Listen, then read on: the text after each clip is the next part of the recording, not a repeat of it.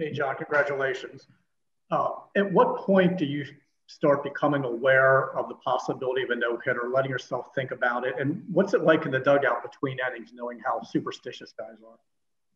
Yeah, I didn't know until I think it was the sixth. Yeah, when you pitch away, they definitely let you know from the stands if you have a no-hitter or not. So I finally figured that out.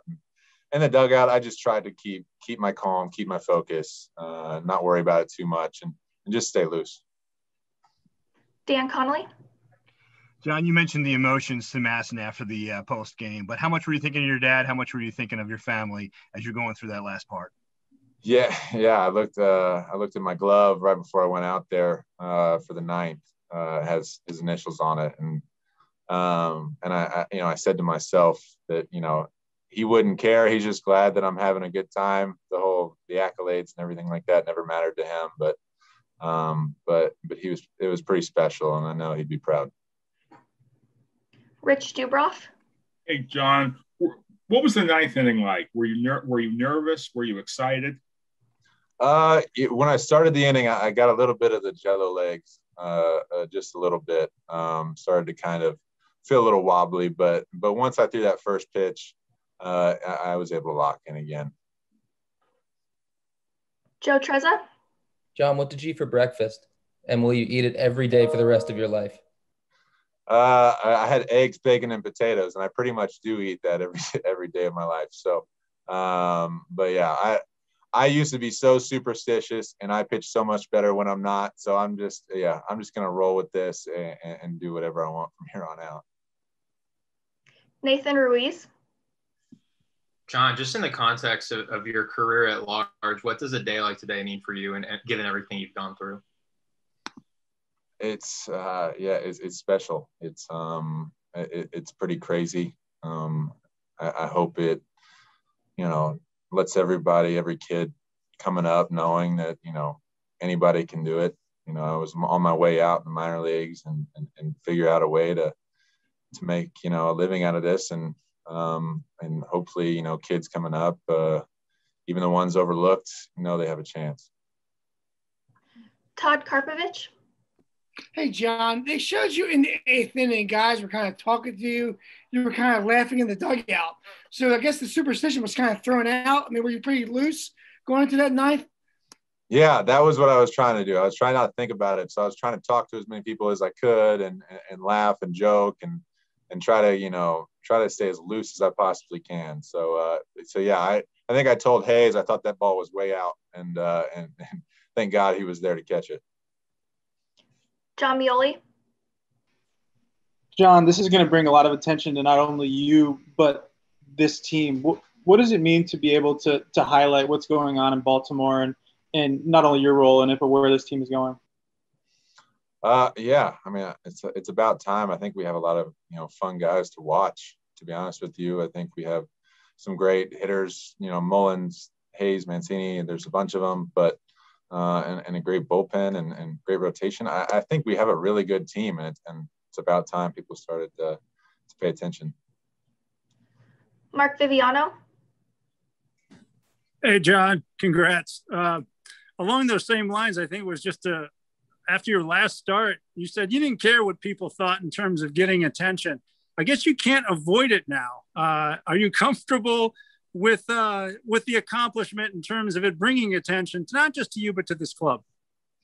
Yeah, I think it's a good thing all around. I'll probably shrug it off as much as I can, but I just love baseball, man. I just love it. I just want to go out there every fifth day and compete. That's all I care about. So as long as I'm playing this game, I'm happy.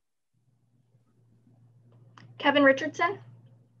John, was this one of those moments that you dreamed about as a guy coming out in the 11th round, that you can one day pitch a no-hitter in major leagues? Yeah, but I never thought it would happen. Never thought in a million years. I was never that kid who had a ton of confidence in myself, and to be able to get to this point, I never really thought I'd be here. I'd always, write MLB, player when I was a kid on the sheet when they asked you what you wanted to do when you were older, but I never thought it was a reality. And now that it is, and now I, I'm able to throw this. It's crazy, and I don't even know how to describe it. I don't know how to put it into words. Britt Giroli.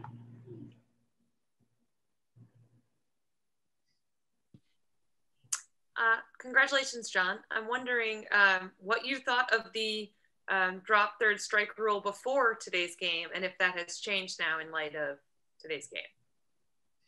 Yeah, it's fine. It happens to everybody. It's not a big deal, and I'm just happy that I got through. Honestly, I'm happy I went complete game. I was stuck in the 7th inning. That's the farthest I've gone so far. So to be able to go 8th and 9th I was happy with that. But to get a good no-hitter, I mean, I could care less that it wasn't a perfect game. We have time for 2 more questions. Joe Trezza. John, you mentioned the Lewis fly ball. I'm curious what was going through your mind at that point, and did a similar thing happen when Mullins came in and slid and caught Crawford's line drive in the 6th?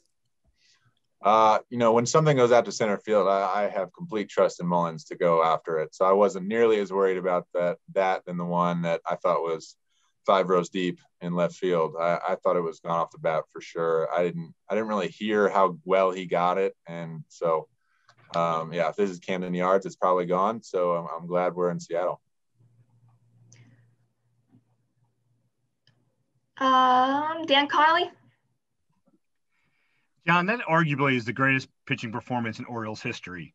And it's the first time in 51 years the one guy has done it. And that other guy was Palmer, Hall of Famer that you know pretty well. Can you put into words what those statements mean and how crazy it is to you that we would say that? I can't put it into words. I can't do it. I don't know. It's such a crazy feeling. It's such a whirlwind of an experience. And I don't think I've, been able to process it yet. But to be in the same breath as Palmer, I don't think that it gets much better than that.